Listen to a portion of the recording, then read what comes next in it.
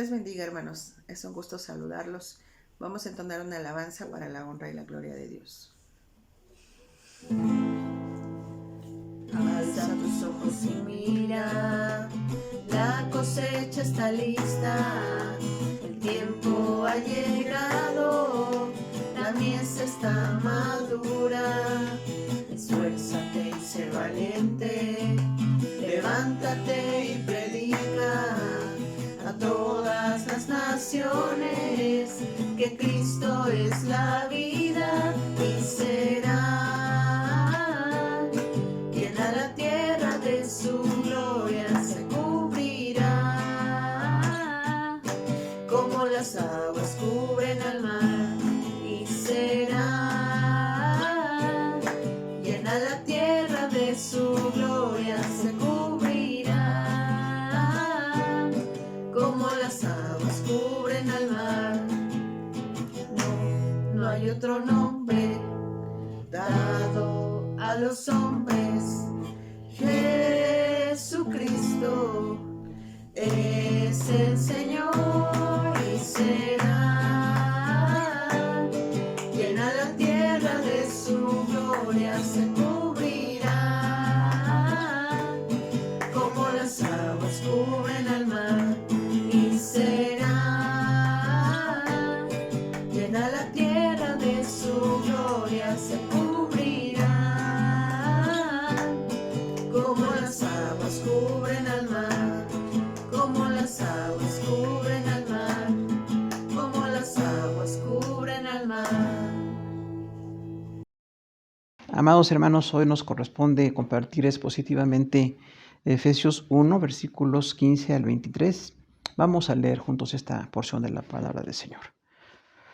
Por esta causa, también yo, habiendo oído de vuestra fe en el Señor Jesús y de vuestro amor para con todos los santos, no ceso de dar gracias por vosotros, haciendo memoria de vosotros en mis oraciones, para que el Dios de nuestro Señor Jesucristo, el Padre de gloria, os dé espíritu de sabiduría y de revelación en el conocimiento de Él, alumbrando los ojos de vuestro entendimiento, para que sepáis cuál es la esperanza a que os ha llamado, y cuáles las riquezas de la gloria de su herencia en los santos, y cuál la supereminente grandeza de su poder para con nosotros los que creemos, según la operación del poder de su fuerza, la cual operó en Cristo, resucitándole de los muertos y sentándole a su diestra en los lugares celestiales, sobre todo principado y autoridad y poder y señorío, y sobre todo nombre que se nombra, no solo en este siglo, sino también en el venidero.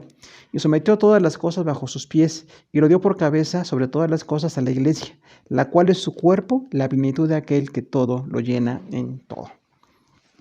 Pues gracias al Señor por su palabra. En este texto recordamos que la carta a los Efesios habla de grandes bendiciones, bendiciones muy especiales que tenemos como creyentes, y en este caso está fusionándose dos ideas, una que es la intercesión, parte de la vida del cristiano es la oración constante, y el ministerio, el servicio, que es también nuestra forma de adorar al Señor por lo que Él hace con nosotros, que podamos servirle. Entonces, estas dos partes de la vida cristiana están descritas en este texto, en Efesios 1 del 15 al 23, y tenemos que recordar entonces por el contexto de estos temas que la intercesión es clave. Siempre orar por otras necesidades, estar clamando al Señor es parte de nuestra vida, porque realmente Dios es quien hace la obra, pero Él ha dispuesto que nosotros seamos copartícipes de esta labor, pues siendo gente que intercede, gente que ora. Nunca faltarán motivos de oración, realmente están en abundancia las razones por las cuales podemos orar, pero también está fusionada aquí la idea de gratitud e intercesión. Cuando Pablo escribe sus cartas muchas veces dice, oro por ustedes porque estoy agradecido. Le agradezco a Dios por ustedes, por sus vidas, por sus ministerios, y en este caso a la iglesia de Éfeso también le está diciendo eso. Agradezco a Dios por ustedes y por esta causa estoy orando por todos, para que la gracia de Dios se derrame en sus vidas. Pero también nos lleva a pensar en el ministerio. El ministerio de la iglesia es el servicio que tenemos. Todos recordamos que la palabra ministerio significa servir, y servir con mucha humildad, con una enfoque que tiene que echar fuera toda soberbia, y bueno, la iglesia es puesta para servir. Nunca dejaremos de orar, nunca dejaremos de servir. Y también en esta labor de ministerio que tenemos, siempre es con el poder de Dios. Estamos con su poder a su servicio, diríamos como una conclusión de este texto. Con su poder, porque quien permite la obra, quien permite la palabra, quien permite la salvación, la edificación de la iglesia es el Señor. Es el poder del Señor quien logra todo, pero también nosotros estamos entonces a su servicio. Tenemos que reconocer que somos siervos del Señor. Como cristianos somos intercesores y también somos siervos del Señor. Vamos a hablar entonces en este contexto de dos recursos para la victoria espiritual, dos recursos para la victoria que tenemos como cristianos. El primer recurso es la intercesión. Efesios 1, del 15 al 19. La palabra intercesión recordamos que significa como estar entre Dios y las personas que tienen necesidad. Eso es interceder. Dice versículo 15, por esta causa también yo, habiendo oído de vuestra fe en el Señor Jesús y de vuestro amor para con todos los santos. Entonces Pablo da dos grandes razones por las cuales está orando por la iglesia en Éfeso. Dice que oyó de la fe en el Señor Jesús. O sea que los efesios eran creyentes que tenían un fruto, tenían un testimonio, era conocido su testimonio y es importantísimo que esto suceda en la vida de los cristianos. Ellos eran conocidos como creyentes. Dice, yo estoy escuchando de la fe en el Señor Jesús.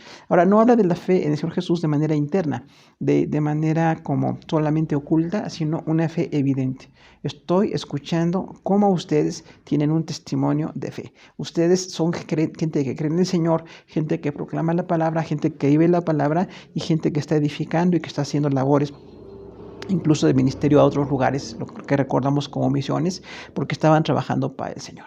Dice entonces, esta fe en el Señor Jesús, recordamos que siempre el objeto de nuestra fe es Jesús. Nuestro Salvador, el Señor de nuestra vida es Jesús. Entonces dice, tienen ustedes esta fe en el Señor Jesús y por esto nosotros estamos viendo su testimonio. Es importante notar que dice en el Señor Jesús. Recordamos que la palabra Señor se aplica solamente a Dios. En el contexto grecorromano se aplicaba a los césares, se aplicaba a personas muy importantes en la política o en la economía, pero en el contexto cristiano la palabra Señor se dice solamente para nuestro Dios. Entonces está diciendo que Jesús es Dios. Dice, y de vuestro amor para con todos los santos. Entonces también los hermanos en Éfeso solamente estaban no estando predicando el evangelio, recibiéndolo o compartiéndolo, sino que también tenían amor. Dice, y de su ágape, el amor perfecto, espiritual, el amor que perdona, que espera, este amor dice para con todos los santos. Entonces esta iglesia en Éfeso es un gran ejemplo de fe y de amor. Una fe evidente porque se cree, porque se comparte el testimonio de Jesús, pero también el amor que es esa relación. Recordamos, el amor no es un sentimiento, es una relación, es un compromiso, es una formación que tenemos en la vida cristiana que nos lleva a muchos sentimientos y a muchos compromisos más, pero definitivamente no es algo que se espere sentir para poderlo expresar. Tiene incluso que ser un compromiso. El amor es un compromiso delante de Dios y delante de los que nos rodean. Dice el versículo 16 que Pablo habla de dar gracias. Dice, no ceso de dar gracias por vosotros, haciendo memoria de vosotros en mis oraciones.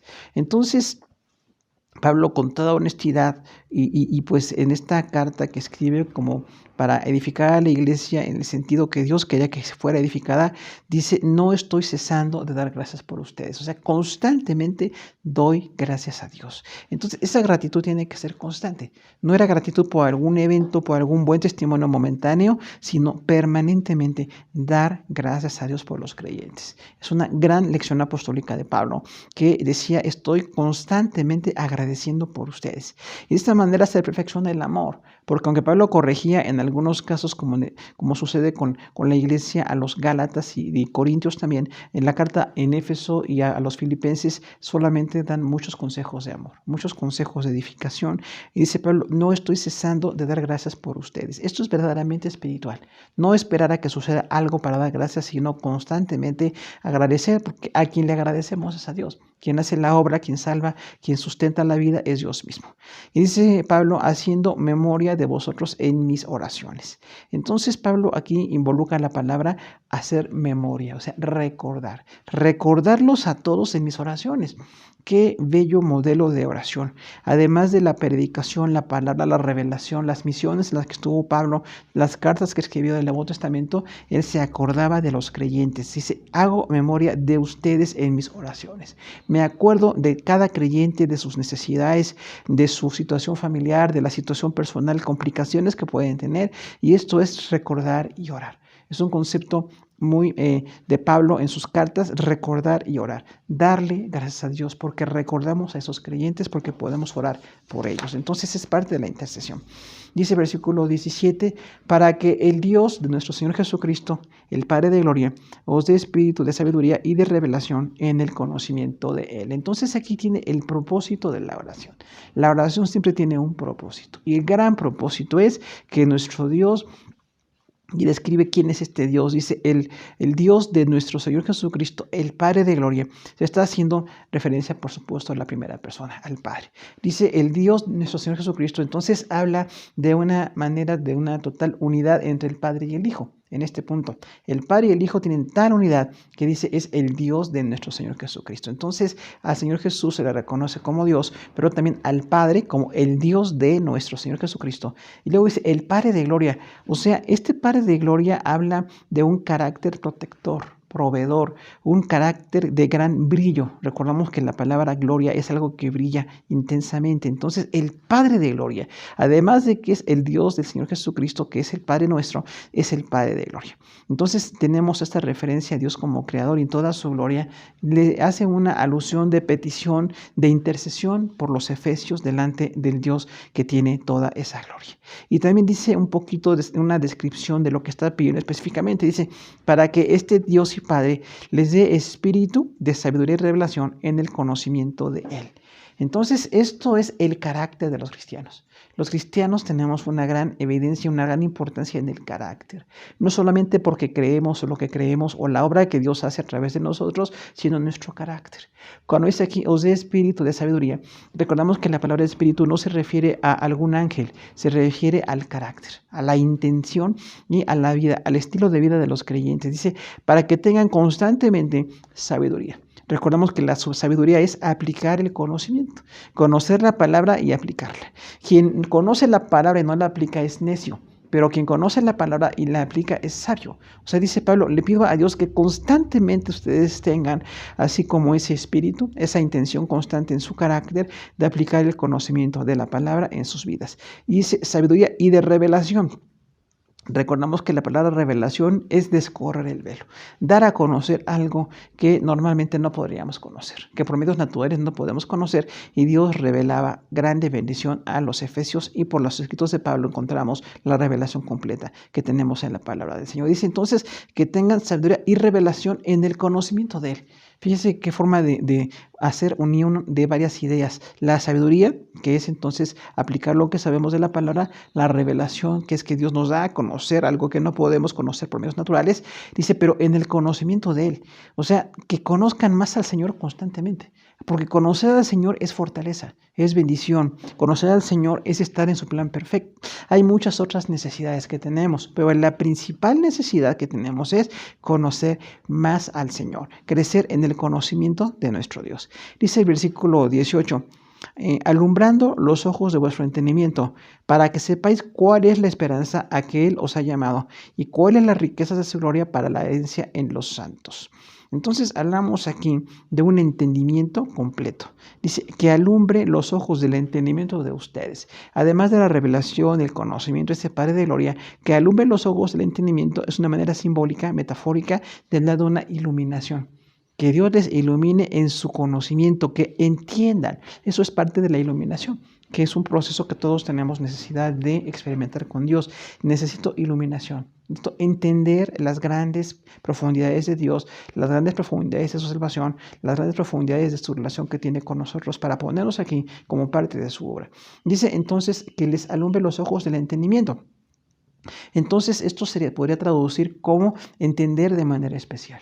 Los creyentes entonces continuamos con un entendimiento abierto. No tenemos un entendimiento cerrado o un entendimiento clausurado. El entendimiento es parte. Nuestro entendimiento, nuestro razonamiento va a ser lleno con la palabra del Señor.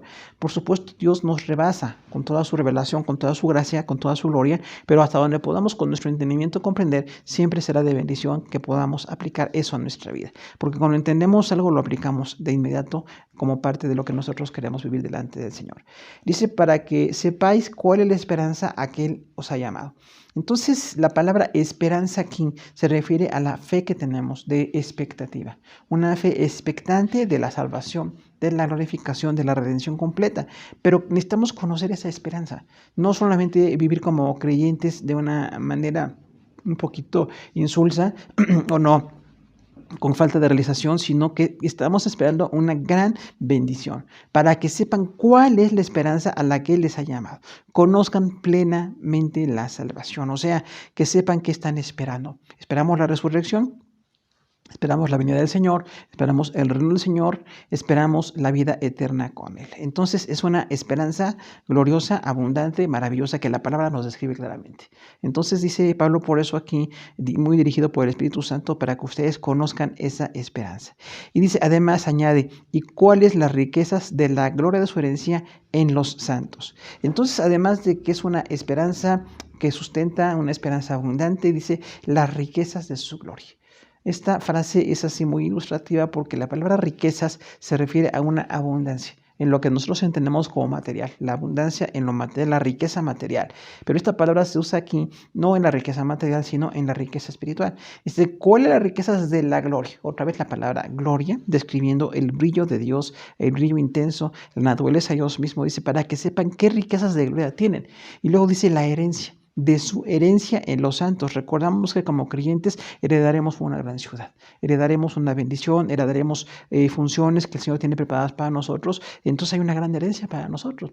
Estamos negándonos a muchas de las ofertas del mundo que parecen tan atractivas, pero hay una herencia muy superior, incomparablemente superior, y esa herencia es la que esperamos. Pero dice la herencia en los santos, o sea, no es una herencia material o llamativa aquí en lo temporal, sino la herencia en los santos. Y aquí añadimos entonces la idea de la santidad. Dios quiere que nos separemos del pecado y nos mostraremos cada día más a Él. Esa es la santidad. Entonces dice que el Señor quiere que conozcamos esa gloria, esa riqueza de una herencia para los santos. Entonces tenemos que tener esa abundancia y brillo, dice aquí, ¿no? ¿Cuáles las riquezas de su gloria y esta herencia? Bendiciones preparadas sería nuestra conclusión, ¿no? Que podemos sacar este texto. El Señor tiene bendiciones preparadas muy especiales, quizás que ni siquiera podemos describirlas todas, salvo aquellas que maravillosamente están en la palabra para sustentarnos, para alentarnos y para formarnos en la fe. Pero hay muchas bendiciones aún que ni siquiera podemos tener el alcance, porque la palabra de Dios dice que hay cosas que son inefables, como decía Pablo, que no es dado al hombre ni siquiera expresar esas bendiciones que Dios tiene preparadas en la eternidad para nosotros. Dice además luego el poder, versículo 19. ¿Y cuál la supereminente grandeza de su poder para con nosotros los que creemos según la operación de su fuerza? Entonces dice además ahora de la gloria que tenemos en el Señor por la revelación, por la salvación, el entendimiento saturado por esa revelación de abrumadora riqueza espiritual. Dice, hay una supereminente grandeza. La palabra supereminente es muy amplia. Es así como lo máximo que se puede aspirar, lo más grande. Por supuesto, solamente la palabra eminente habla de algo que es totalmente fuera de lo común. Y la palabra supereminente, que sí es compuesta, dice entonces algo que es extraordinariamente superior. Dios tiene una extraordinariamente superior de grandeza de poder para los que creen. Por eso dice aquí directamente, no, esa supereminente grandeza de su poder para con nosotros los que creemos. Entonces, este poder del Señor está dado de manera totalmente sin límites, una manera ilimitada, dice, para los que creemos. El Dios omnipotente, el Dios que hace diseños, el Dios que es muy superior, el Dios que hace acciones específicas en la salvación, en la creación, en Cristo al resucitarlo, al salvarnos a nosotros. Es el Dios que tiene grandes proyectos para nosotros. De su poder viene todo, viene la misericordia, viene el sustento, viene toda la bendición que podemos nosotros conocer. Dice, entonces es una supereminente grandeza, no se puede comparar, no se puede referir. Sin embargo, gracias a Dios, porque este gran poder que se describe de muchas otras formas en otros contextos, Antiguo y Nuevo Testamento, dice aquí, entonces, este poder así totalmente incalculable para nosotros, y es un poder para con nosotros. Ahí habla de una manera muy explícita, este poder es para los creyentes. Hay un poder creativo, hay un poder que resucitó a Jesús, pero hay un poder para los creyentes, para sostenernos, para fortalecernos, para dirigirnos, para darnos toda la bendición que Él quiere que nosotros tengamos. Dice, para los que creemos. Recordamos entonces aquí que este poder no es para todas las personas, es para los que creemos. Y recordamos, los que creemos es creer y obedecer. La palabra creer nunca quiere decir nada más una convicción intelectual o aceptar algo de Dios, sino comprometerse. La palabra fe es creer y obedecer. No se puede creer sin obedecer, no se puede obedecer sin creer. Son totalmente unidas estas dos ideas. Tienen que creer, tiene que obedecer la persona que está en el Señor. Entonces, esta supremamente grandeza del poder del Señor está dada para los creyentes. Dice, según la operación del poder de su fuerza. Entonces, no solamente es tan extensa esta definición del poder del Señor en la primera parte del versículo 19, sino que todavía cuando termina el versículo dice, según la operación del poder de su fuerza. Supereminente grandeza, poder para con nosotros y según la operación del poder de su fuerza. O sea, tiene una medida en la operación. Recordemos que la palabra operación es muy diversa. Dios tiene muchas operaciones, quiere decir la obra de Dios, así muy extensa. La obra de Dios tan extensa es también para cada creyente. Para que esta obra de Dios poderosa, maravillosa, sorprendente, también dice, no solamente la tengamos como creyentes en ese poder descrito como grande, sino el poder de su fuerza. Parece redundante, sin embargo, es una idea de extensión. Dice, es el poder de su fuerza, o sea, toda la omnipotencia del Señor, todo el poder, el Dios que tiene todas las cualidades y atributos perfectos, está dando una bendición. La grandeza de su poder para que los creyentes podamos continuar en ese proyecto de vida que Él tiene para nosotros. Vamos a hablar entonces de esta parte del recurso que es la intercesión para nosotros. La intercesión como parte de un testimonio. Los creyentes oramos por muchas necesidades, tenemos muchas aflicciones, tenemos algunas circunstancias, algunas de mucho gozo, algunas de mucha aflicción y de mucha preocupación, pero gracias a Dios por los creyentes que podemos orar unos por otros. Dios usó a Pablo aquí para darnos un principio. Tenemos que orar unos por otros. No podemos ser egoístas y quedarnos solamente esperando lo que nosotros necesitamos o anhelamos o que queremos de manera personal o familiar, sino orar por los demás. Esto nos quita el egoísmo, nos quita la soberbia y nos lleva a un plan perfecto de estar viendo el testimonio de los demás. Las actitudes también es agradecer por todos. Que nosotros como creyentes seamos agradecidos por todos, porque parece que tenemos muy en nuestro corazón caído el no agradecer, el no estar resentido por lo que hacen otros o estar enfocados en lo malo que hacen algunos. Y dice aquí, ustedes agradezcan por todos. Yo no ceso de dar gracias a Dios por ustedes, Efesios, decía Pablo. Nosotros diríamos también como cristianos, no cesar de dar gracias por todos los hermanos en Cristo. Cada que oramos, aunque hay necesidades, hay enfermedades, hay aflicción, gracias Señor por este creyente. Gracias por este niño, por este joven, por este adolescente, por este adulto, por este anciano. Gracias por cada persona. Recordar e interceder. Cuando dice Pablo, hago memoria, entendemos que estaba recordándolos a todos. Por eso siempre decimos en la oración es muy bueno incluso que tengamos una lista de oración. No solamente recordar de manera personal o un poquito empírica, sino estar haciendo un proyecto de oración. Cada vez que escuchamos necesidades, y ni siquiera tenemos que decir que oramos por la gente, oramos por muchas necesidades y esa es una grande bendición. El propósito es que Dios conceda mayor conocimiento. Dice aquí, para que tengan espíritu de sabiduría y revelación en su conocimiento. ¿Para qué?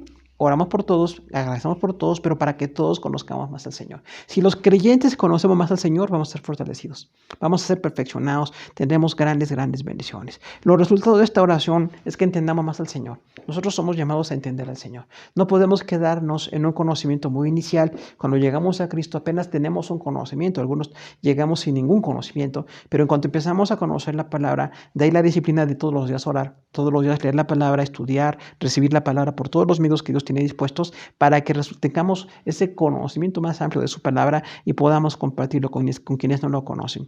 El poder del Señor absoluto en obras grandes, en toda la obra de creación, todo lo que fue la revelación del Antiguo Testamento, el nacimiento de Jesús, su resurrección y la vida eterna, todo lo que determina el poder de Dios está dado para nosotros también, como creyentes. Usted como creyente tiene el poder de Dios para que pueda seguir. Son tres ideas del poder. Es absoluto, es para fe y es para fortaleza. Absoluto, ya decíamos, todo el poder, obras relevantes en toda la obra del Señor. La fe, querer y obedecer, tener una convicción genuina. No ser creyentes superficiales o personas que nos interesan nada más una sanidad o una provisión, sino que estamos comprometidos con el Señor. Un creyente se compromete para toda la vida. Estamos comprometidos con el Señor para permanecer en sus caminos. Y también la fortaleza, ese poder de resurrección que levantó a Jesús, que está diseñado para nosotros, va a continuar nuestra vida y ministerio. Por la fortaleza del Señor continuamos con vida y ministerio. Cuando Dios dispone a acabar con nuestra vida o que caigamos en una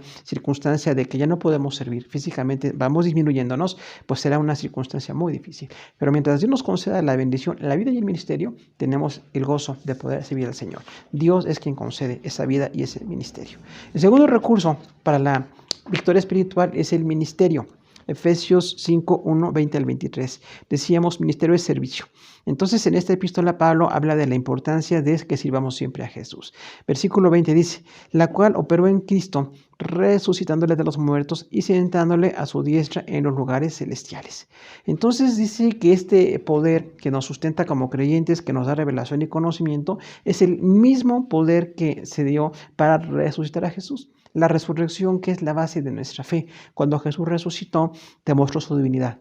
Demostró las promesas hechas, demostró toda la profecía que estaba en el Antiguo Testamento, y lo único que resucitó para no volver a morir es el Señor Jesús. Ahora las personas que vuelven a la vida por parte de un ministerio de oración o que tenemos una oración por un muerto que Dios lo levanta, esta persona en algún momento volvió a morir, pero Jesús se levantó para no morir jamás. Él es el que tiene la resurrección. Entonces ese poder está dado para nosotros. Y luego dice, y le sentó a su diestra en los lugares celestiales. Entonces Jesús está de manera simbólica. Recordemos, tanto el Padre como el Hijo como el Espíritu Santo son infinitos, eternos, no son ubicados en un solo lugar, son omnipresentes. Pero cuando dice, le resucitó y le colocó a su derecha en lugares celestiales, es simbólico. Es un antropomorfismo. Cuando nosotros estamos a la derecha de alguien, representaba en la cultura estar a la misma altura de poder. Esto pasaba mucho en los ámbitos del poder político y económico greco-romano, pero cuando nosotros vemos esto aquí, tenemos que entenderlo. Jesús está a la derecha del Padre porque es igual en poder. Ahora, este poder de resurrección que levantó a Jesús y que le da toda esta bendición, la palabra nos dice también cuando Jesús está sentado en los lugares celestiales. Tenemos algunos textos. Dice Marcos 16, 19 que Jesús fue recibido en el cielo y se sentó a la diestra de Dios. Le vieron los discípulos para entender que estaba al mismo nivel de autoridad que el Padre, que estaba recuperando su gloria. Hechos 7:56 dice que Esteban vio al Señor a la diestra de Dios. Cuando este protomártir, el primer hombre que murió en la fe cristiana en Hechos, vio a Jesús, dice, veo a Jesús a la derecha de Dios, a la derecha del Padre, y después murió. Fue un gran testimonio. Romanos 8:34 dice que Cristo está a la diestra de Dios. O sea, ese es el contexto de la palabra a la derecha del Padre. Está sentado al mismo nivel de poder. Colosenses 3:1 dice, Cristo está sentado a la diestra de Dios. Repite la frase. Hebreos 1:3 dice, se sentó a la diestra de la majestad en las alturas. Entonces, el escritor de la carta a los Hebreos dice, a la diestra de la majestad, del Rey, en lo alto, del Rey Altísimo, podría decir, ¿no? Entonces Jesús es igual que el Padre, es el Rey Altísimo. Tanto el Padre como el Hijo comparten ese nivel de dignidad. Hebreos 10:12 dice que está sentado a la diestra de Dios. También repite un poco la idea a la diestra de, que decíamos en el contexto cultural, era tener un lugar del más alto privilegio, estar colocado al lado de alguien que tiene un nivel mucho, muy superior. Y 1 Pedro 3:22 dice, quien habiendo subido al cielo está a la diestra de Dios. Entonces, también Pedro dice eso, Jesús subió al cielo y está a la diestra de Dios. Entonces es claro el contexto de la diestra del Padre, donde está Jesús compartiendo todo el poder. Versículo 21 dice, sobre todo principado y autoridad y poder y señorío, y sobre todo nombre que se nombra, no solo en este siglo, sino también en el venidero. Entonces encontramos aquí otra descripción. Además de que el Señor Jesús a la diestra del Padre, todo el poder, toda la gloria, el poder que le resucitó, dice, le han dado un nombre que es sobre todo nombre, sobre todo principado. Aquí la palabra principado habla de dominios, como príncipes. Pueden ser humanos o pueden ser incluso angelicales o demoníacos. Ahí está implicada las tres partes. Pueden ser lugares dados por hombres, lugares dados a ángeles o lugares que tienen los demonios también. Pero dice aquí, el Señor Jesús está sobre todo esto. No hay nadie que pueda compartir o que pueda competir con el poder que tiene Jesús, sobre todo principado. Y autoridad, la palabra autoridad implica dignidad también. Las personas que tienen un rango de nobleza o dignidad, o los ángeles o los demonios que tienen también esos, según Efesios, tienen esos lugares de poder, pues sobre todos estos dignidades humanas y demoníacas y angelicales está puesto nuestro Señor Jesús. Ya como Dios lo tenía, esa dignidad incomparable, pero al dar la resurrección y dar la salvación a los santos, también tiene, dice, este poder y este señorío tan descrito. Cuando hablamos de poder, recordamos que son poderes concedidos. Todos los poderes humanos son concedidos. No es un poder absoluto, Los hombres se equivocan, por eso cometen muchos atropellos, pero todos los poderes humanos son concedidos. Aún los angelicales y demoníacos son poderes concedidos, pero el poder de Dios no es concedido, es el poder que Él tiene, porque es el Señor, porque tiene toda la autoridad. Pero entonces, sobre todos los poderes que pueda haber aquí en la tierra, otra vez de todas estas naturalezas está puesto Jesús. Y está dentro de todo señorío. Recordamos la palabra señorío como un dominio también que puede tener algo de respeto o que demanda un reconocimiento especial. Bueno, pues sobre todo principado, autoridad y poder y señorío está puesto el Señor Jesús. Y sobre todo nombre que se nombra, no solo en este siglo, sino también en el venidero. Vemos aquí una perfección de la revelación, una precisión que dice el Señor, además de que tiene todo poder sobre principados, señoríos y autoridades, dice tiene entonces sobre todo nombre que se nombra. La palabra nombre, recordamos, es como una autoridad. Cuando hablábamos del nombre del rey o el nombre de alguien que era importante, estábamos diciendo que esa persona que tiene un conocimiento, una autoridad, pues estaba usando su nombre para que se le reconociera. Pero dice, aún sobre todo nombre que se nombra, o sea, el lugar de Jesús está sobre todo nombre. Y cuando dice que se nombra, es totalmente absoluto, ¿no? Es una idea universal.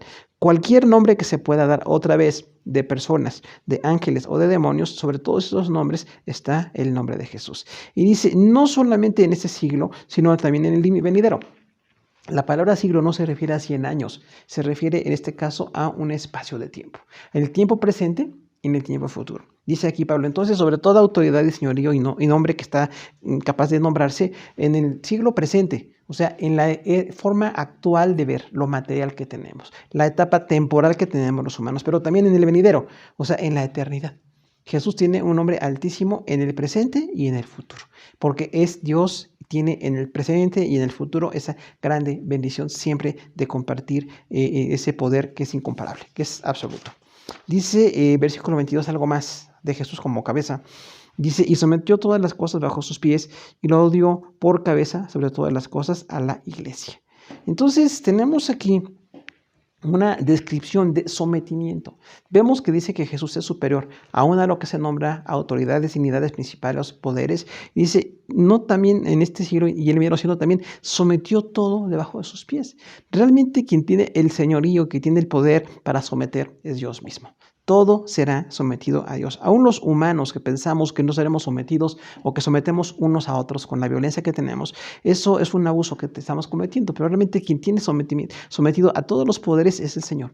Y dice, bueno, este Dios y Padre del Señor Jesucristo, porque esa es la ilación de este texto, dice que nos concede todo poder, toda revelación, sabiduría, conocimiento, que tiene dado la resurrección y un hombre elevado por encima de todos, sometió todas las cosas bajo sus pies. O sea, realmente le dio la autoridad y la dignidad aún por ser Salvador. Recordamos, el Padre y el Espíritu Santo tienen también esa labor de tener sometido todo, porque tienen un señorío perfecto y absoluto.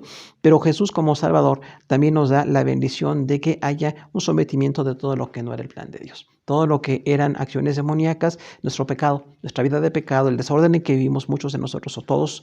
Bueno, el Señor tiene entonces un sometimiento bajo esto. Y dice entonces que es una autoridad superior, una autoridad perfecta.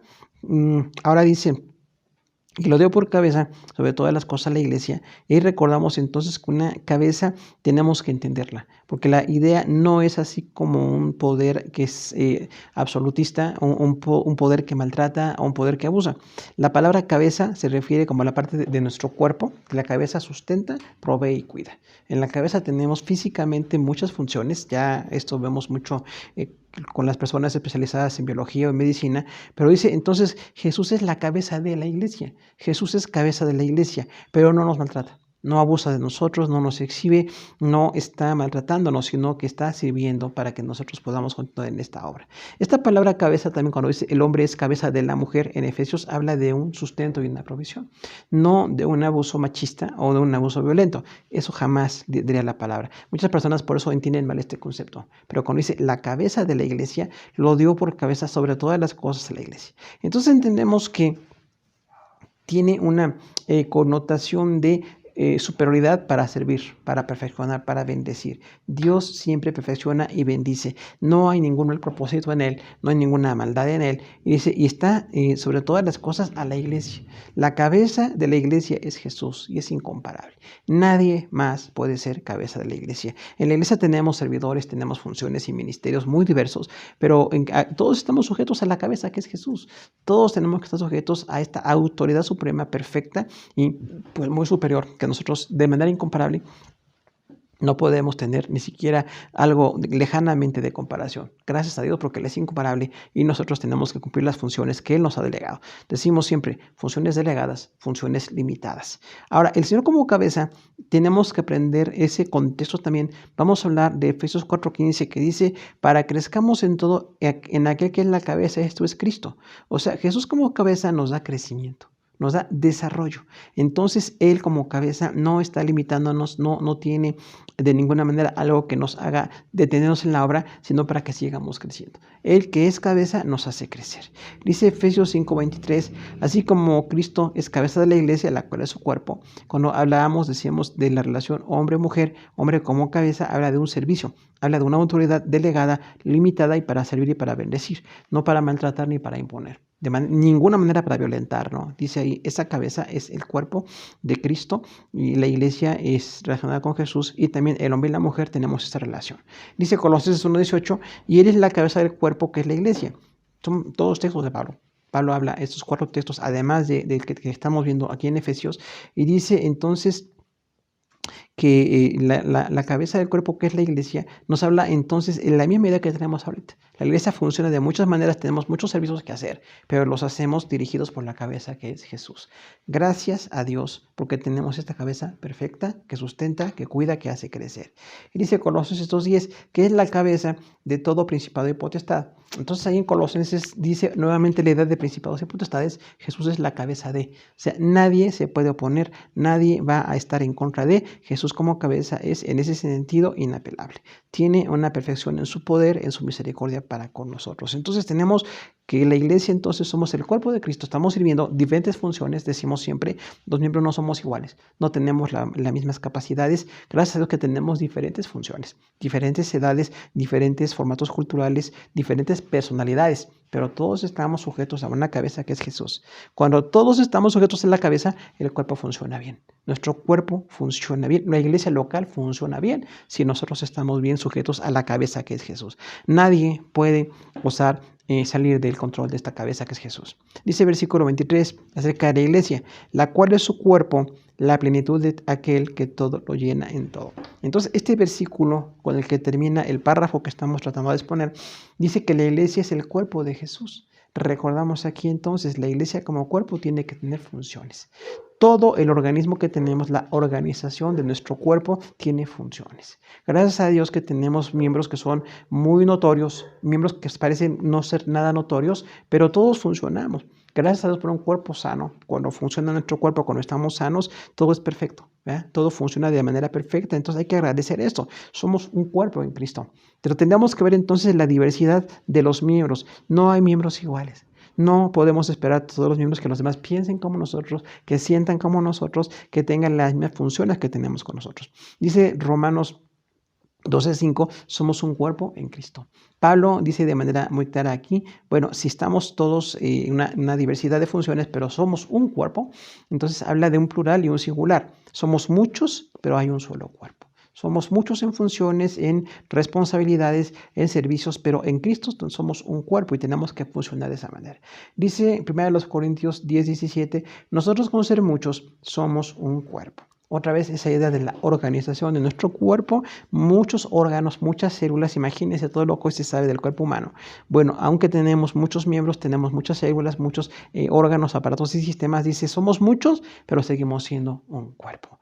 Qué hermoso que en el cuerpo, como dice Pablo, no haya desaveniencia, no haya una diferencia, no haya un distanciamiento, sino que todos funcionemos y hagamos funcionar porque tenemos una aportación. Diríamos aquí que cada miembro tiene algo que aportar al cuerpo. No hay ninguna parte del cuerpo que esté sin ningún propósito. Siempre habrá una función en este cuerpo. Dice 1 Corintios 12:27, vosotros pues sois el cuerpo de Cristo Entonces, dice Pablo aquí otra vez, ustedes, iglesia, son el cuerpo de Cristo. Hay que seguir funcionando, hay que seguir trabajando, mientras Dios nos concede la bendición, la fortaleza, la salud, la provisión, siempre hay que aprovechar la oportunidad para servir. Y aun cuando llegamos a un punto de enfermedad o a un punto en que ya no podemos hacer las funciones que normalmente hacemos en el cuerpo de Cristo, aún la intercesión, aún el estar integrados, apoyando a otros, siempre será una grande bendición. Como parte de un cuerpo vivo, tenemos que ser miembros vivos. Dice Efesios 4:4. Un cuerpo y un espíritu. Pablo habla ahí de la unidad del cuerpo de Cristo, que tenemos una unidad porque tenemos un Señor, una fe, un bautismo, un cuerpo y un espíritu. Dice, es interesante porque el cuerpo es la iglesia y el espíritu habla del Espíritu Santo.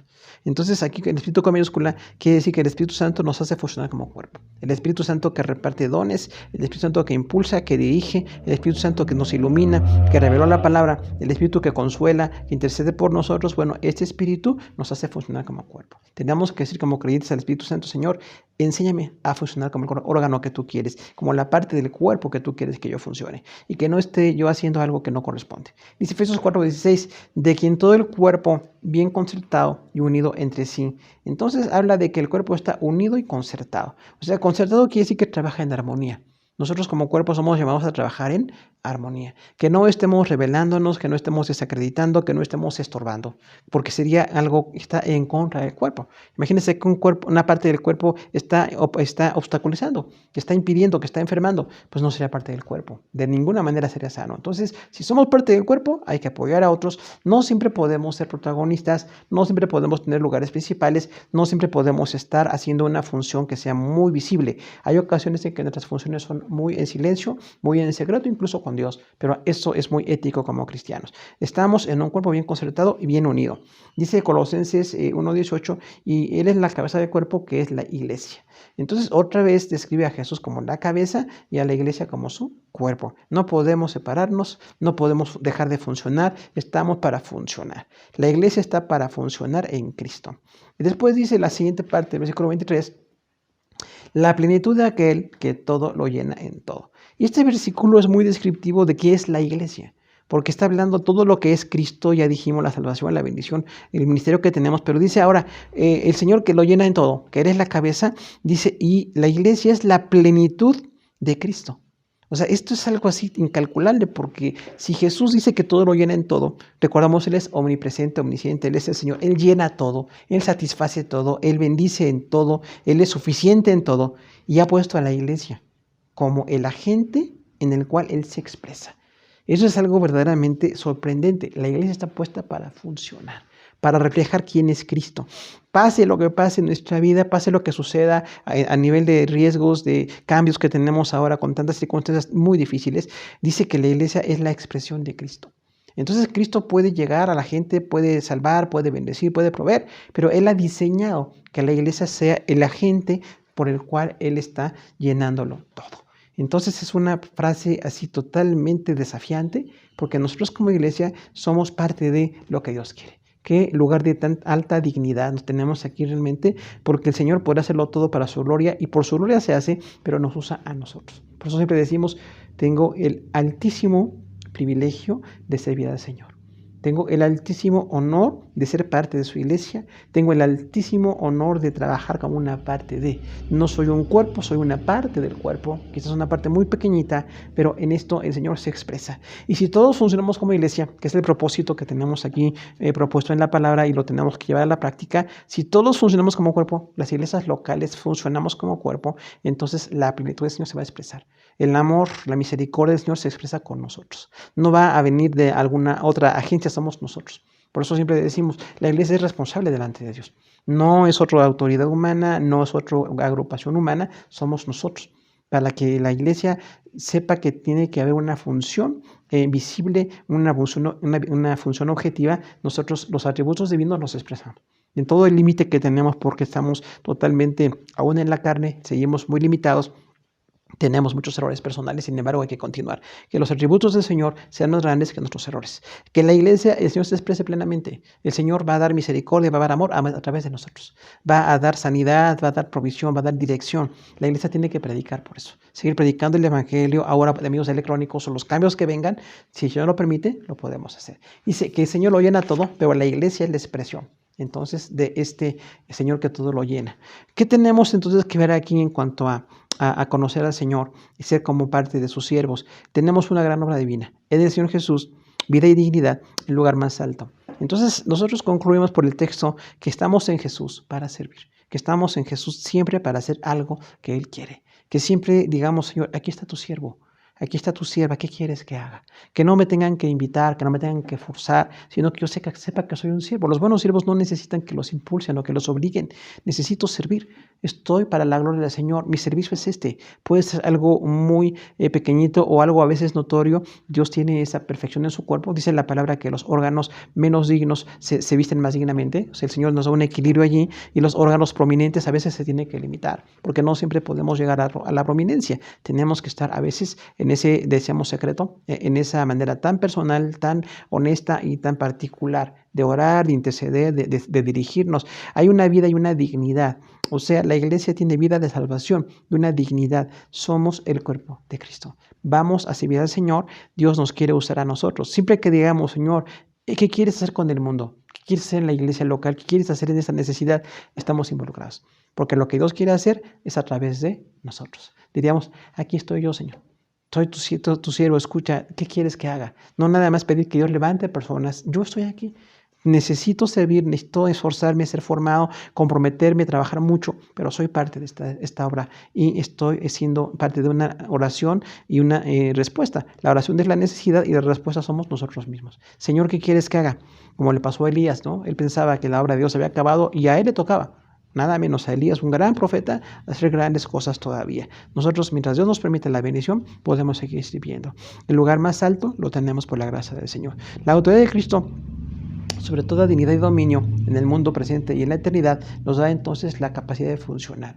Estamos para funcionar sobre todas las circunstancias. No importa las dignidades, diríamos aquí, angelicales. Los ángeles están dispuestos totalmente a la obra del Señor, con poder, con funciones. Cuando hablamos de la teología de los ángeles, bueno, pues son seres muy poderosos, seres con un carácter perfecto, una sobriedad, con una sujeción a Dios. Sin embargo, con todo el poder que tienen, nosotros tenemos la bendición de que Jesús tiene un nombre por sobre todos los nombres. No hay ningún ángel que se pueda comparar con Jesús. Y cuando hablamos de los demonios también, ¿no? Decíamos, no hay ninguna acción demoníaca que se pueda oponer a Jesús. Ciertamente hay una enemistad, hay funciones, hay poderes, evidencias terribles de la obra satánica o demoníaca. Sin embargo, ningún nombre está sobre el nombre de Jesús. Siempre que oremos en el nombre de Jesús. Cualquier persona, aún en circunstancias de posesión demoníaca o cosas muy complicadas, en el nombre de Jesús podemos orar por la gente. Y sobre cualquier dominio, decimos dignidades o la nobleza o la función que se tiene, pero también en lo humano.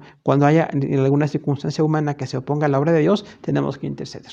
Como la iglesia en Hechos, cuando hombres prohibían predicar el evangelio, ellos dijeron, no podemos dejar de obedecer a Dios por obedecer a los hombres. Solamente cuando los hombres nos impidan servir al Señor, tenemos que seguir sirviendo y seguir predicando. En todo aquello que no nos impidan servir, no tenemos por qué estar ni haciendo una revuelta, ni una oposición, ni estar en alguna forma perdiendo el tiempo. Estamos muy comprometidos con predicar la palabra del Señor. Y dice, en el mundo presente o en la eternidad. Entonces, el nombre de Jesús es la gran referencia.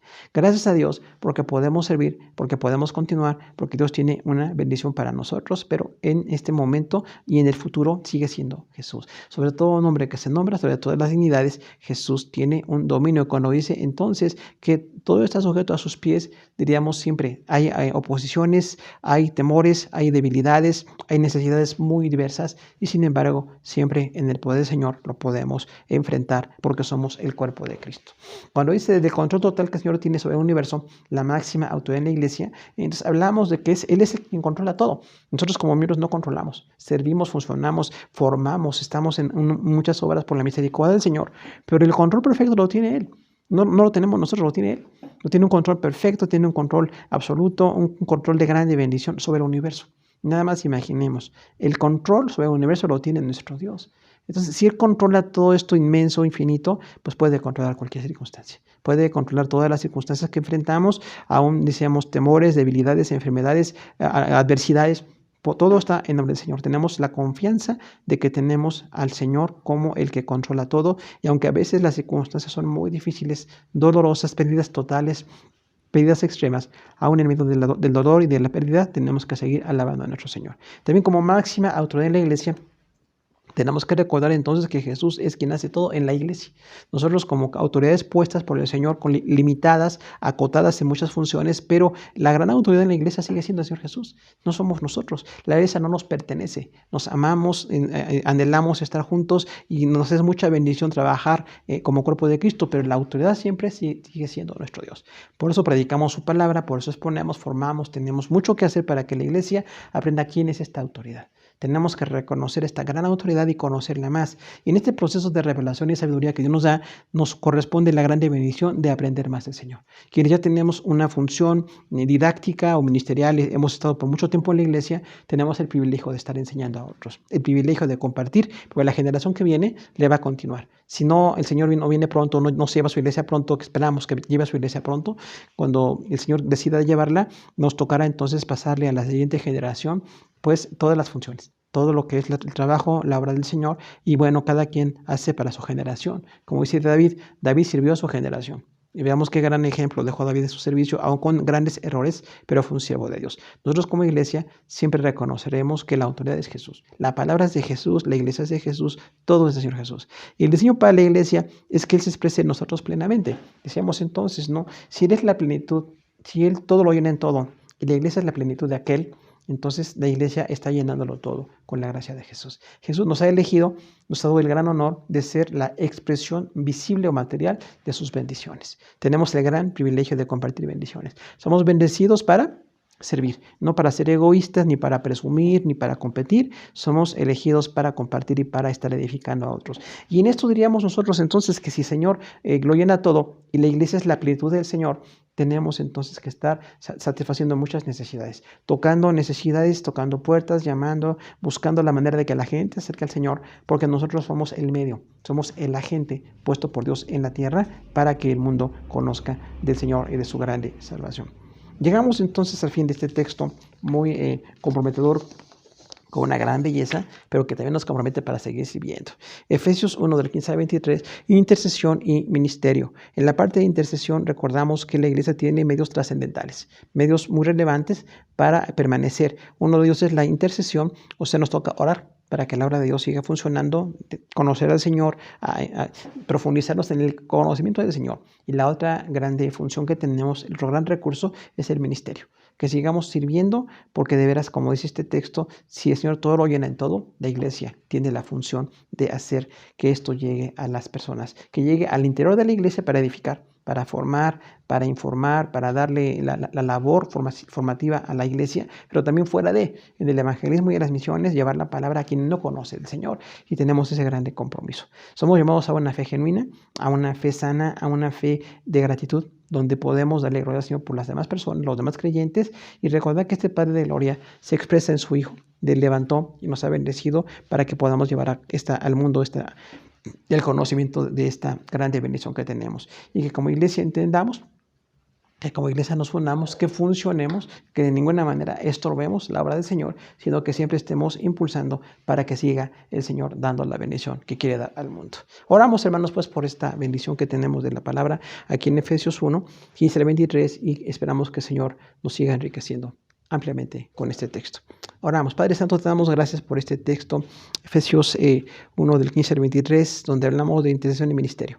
Hemos entendido la importancia de interceder, de orar, de agradecerte por cada creyente, por cada necesidad, por cada persona, que no nuestra intercesión sea de oposición o de señalamiento de lo que las personas hacemos mal, sino que podamos agradecer. Indolente Pablo dio una gran lección en varias de sus cartas diciendo, le doy gracias a Dios por todos ustedes, oro y agradezco por ustedes. Que cada uno de nosotros digamos que oramos y agradecemos por nuestros hermanos, desde los pequeñitos, los adolescentes y los jóvenes, los adultos y los hermanos de la tercera edad. Nosotros vamos a estar agradeciéndote por cada uno, porque todos tenemos una función, tenemos una bendición que poder compartir, y que también en el ministerio, Señor, no dejemos de hacer lo que tú quieres que hagamos. No podemos decir que en la iglesia ya cumplimos, que ya hay otros que pueden hacer la obra. Siempre cada uno tenemos una bendición específica. Somos miembros únicos, exclusivos. Tú nos has puesto como parte de una iglesia local, de un ministerio, es porque tú sabes lo que haces, Señor. Y si nosotros tenemos alguna habilidad, algún don, algún talento, no es para presumirlo, no es para competir, siempre será para edificar edificar a otros y será para servirte.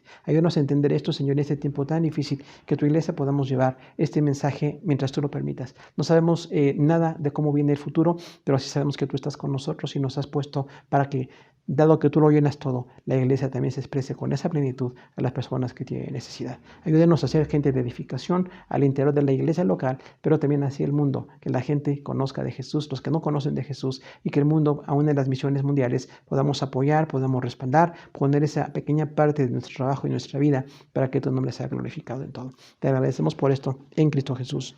Amén. Hermanos, muchas gracias por su atención.